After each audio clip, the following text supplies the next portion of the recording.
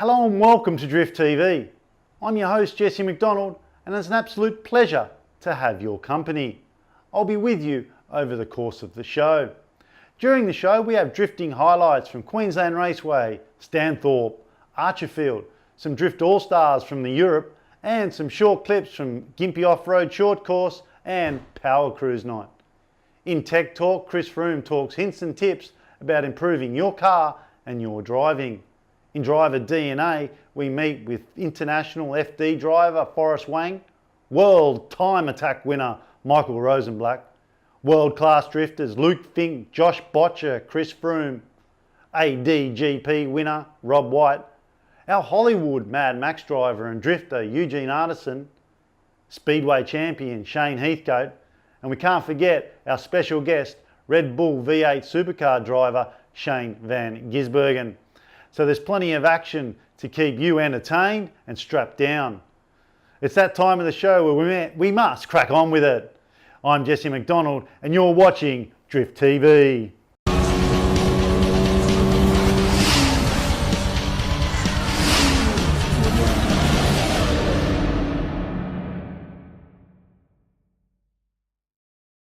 Getting back to grassroots of drifting, I did about a year and a half, 2 years ago. A good friend of mine, Michael Rosenblatt, and I went and bought missile cars, you know, like we just bought these cheapest, crappest Silvias, you know, with SR20s in them. And we go to Archfield, you know, and I promised that I was going to ride his car off that night. And anyway, he got there before me because I was delayed with something. So as I was reversing my car I just bought, I picked it up and drove it straight to the track. As I was reversing off, he came and smashed me as I was still coming down the ramps of the trailer. So like from that was, and then we went out and we just run into everything and we just kept running into each other and breaking windscreens and jumping on each other's cars and just hitting each other in the pits, and people were just, oh, that's terrible, you know, like we just didn't care. So I guess, you know, and I think that's what grassroots is about. It's about, you know, mates just having fun and, you know, they like to, you know, not all of them love owning a cheap car and treat it like crap, but I guess, you know, the grassroots is to take the competitiveness out and just do it as a fun and express your way of driving. And I guess I didn't kind of get that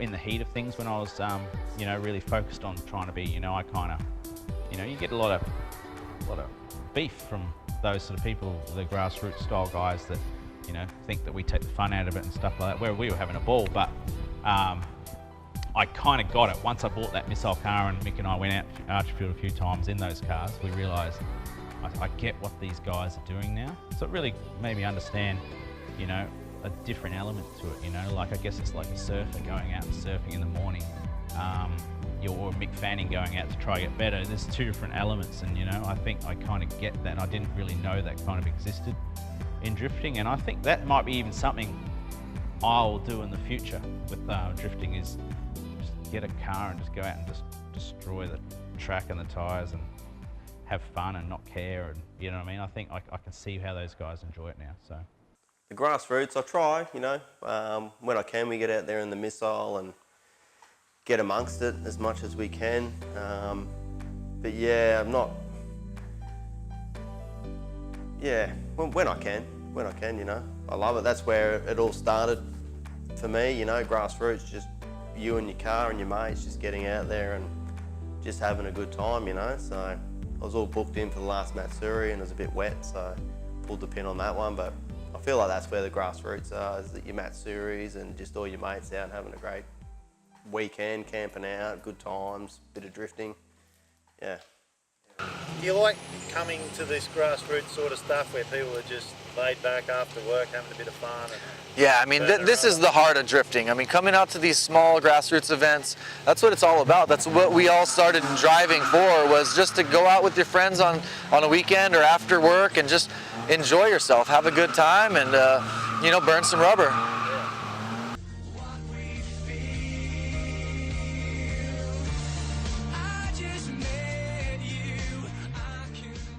You're watching Drift TV.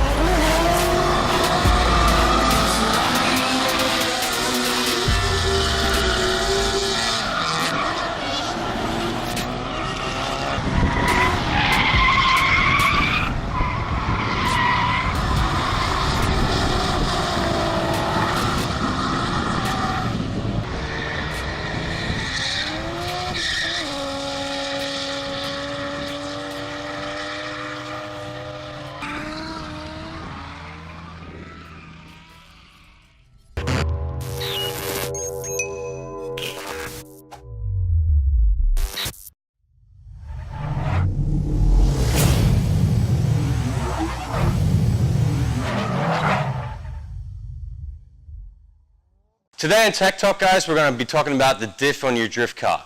Now, there's a couple of different ways you can make your diff lock.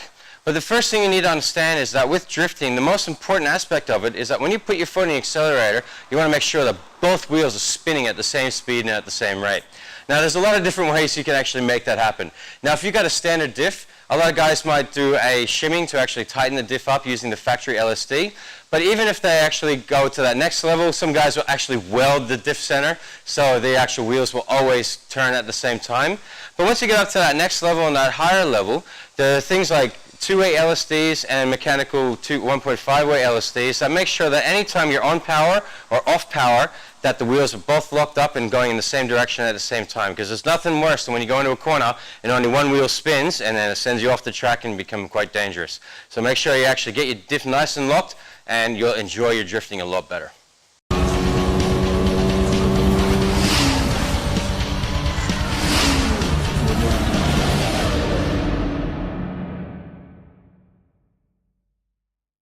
I love going back to the grassroots. I want to do a lot more grassroots events. The hard thing is when the budgets that I'm at to do the events I want to do, doesn't leave much leftover money to do the little events like, you know, Friday nights. Like most of the time when we do Friday night drift or like a morning session or anything like that, it's generally to test the car to get ready for an event.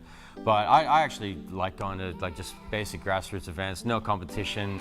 You know, the most cool thing for me is getting people into the car, giving them passenger rides, you know, and just showing them the difference between this car and their mate's car, you know, and just go and have a bit of fun. That's one thing I enjoy more about it than anything.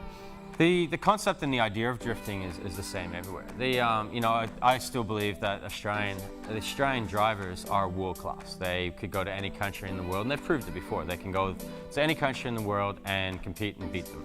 The difference is, like when you got countries like America with Formula Drift, the car technology and the support and backup for their drivers is at another level.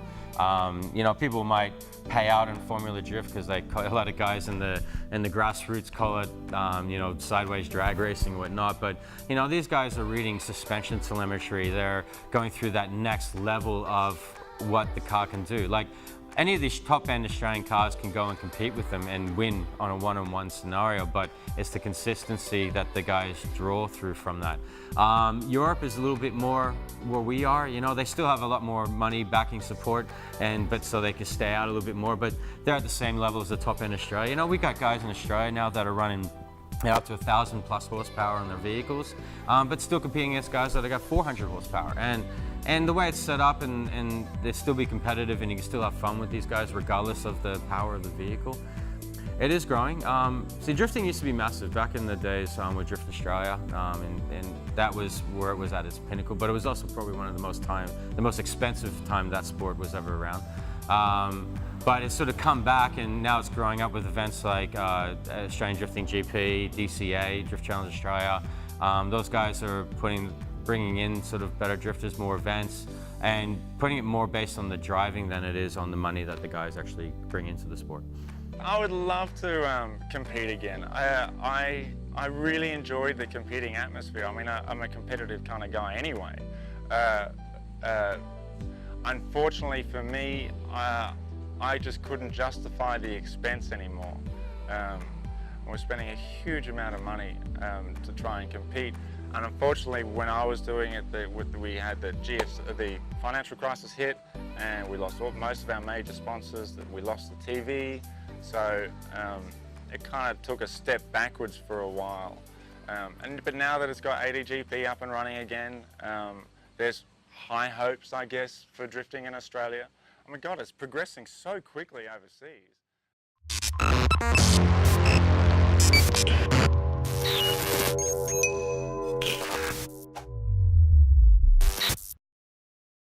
Welcome back. Hope you're enjoying what you're seeing, and there's plenty more to come. I'm Jesse McDonald, and this is Drift TV.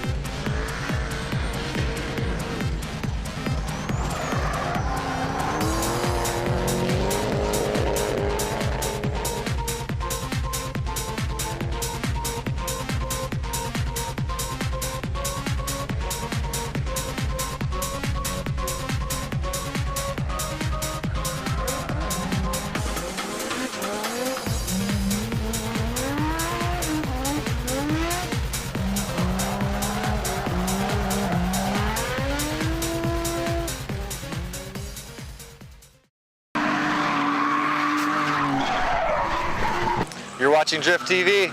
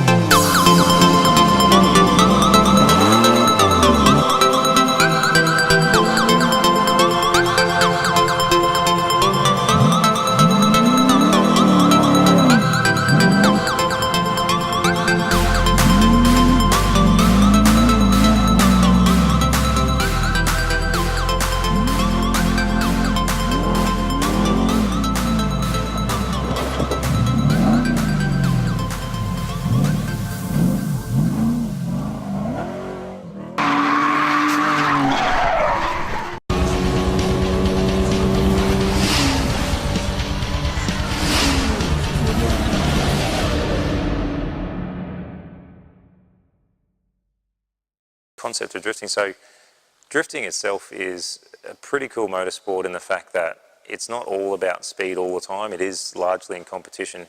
When you're trying to beat each other, you've got to have a fast car. But the fact that you can win a race by putting on the best show for the spectators and putting on the best show for the judges is awesome. So the way the whole system works is very exciting, great to watch. Super intense as a driver who's trying to do well, so you've got to turn up every time for 30 seconds each lap, sometimes less, and not make a single mistake. And at the level that I've been fortunate enough to race at in Formula Drift and ADGP, you can't make mistakes against these guys, and that in itself makes it an awesome sport to watch, I think, and a really cool sport to be a part of. It can be very harsh. Doing very well, doing great all day, and then making the tiniest error with that 30 seconds. But that's what I guess separates the better guys from the not as good guys. So and it's tough to get your head around. And I think I guess spending more time in the car and getting comfortable with the car is how you get there. But at the same time, you've just got to be able to turn up at that time and perform at the absolute peak, which is awesome. So the fact you've got to be sideways the whole time, there's smoke pouring off the car. There's door to door, there's contact, which is generally encouraged with either the wall or the other driver. That's cool. That's not really in any other motorsport. So it's cool to be a part of such an awesome sport and to have been able to be successful in it. I think in the Australian scene there is enough drivers to make up an amazing top 32 field at one time. It's just a hard job to get everyone together at one track, one vicinity at a time. I think that's the biggest problem. Drifting is just, you got 10 good guys here and 10 good guys there, and it's just hard to get them all together and make a super competitive series where it's just the elite and the best cars and drivers in one field, and having, I feel like you don't need a top 32 field, you need a top 40 field, and then you've got to qualify to be in the top 32. I feel like that's where you need to be to have a great championship and something that's going to go forward. We're not struggling just to make 32 drivers, having it open, and you've got to qualify for your spot to be able to compete. I feel like that's where you need to be to have a great series, the best drivers. Drifting growing in Australia, yes and no. At the present time there is a bit of issues going on with a few events. It's just hard for people to obviously get venues sorted and obviously everything getting organised, and dollars is really a big thing right now. Everyone's pretty tight, so at this point in time, yes, it is, but right now it's a bit iffy.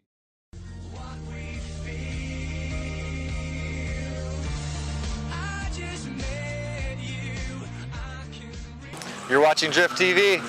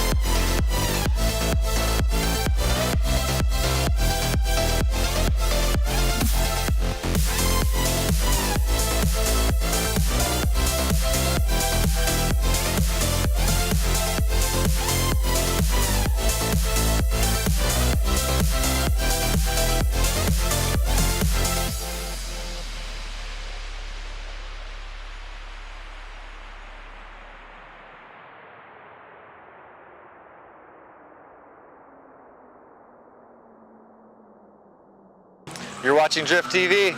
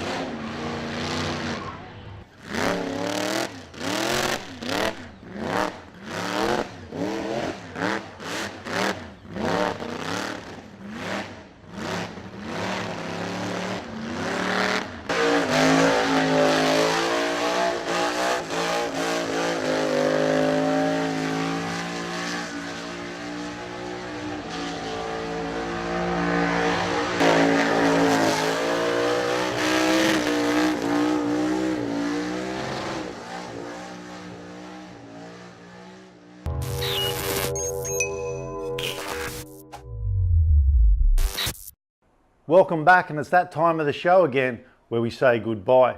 And remember to visit www.drifttv.com.au.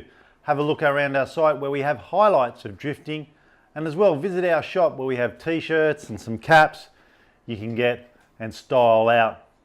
Well, that's all we have for you tonight. It was a pleasure having your company. I'm Jesse McDonald, and this is Drift TV.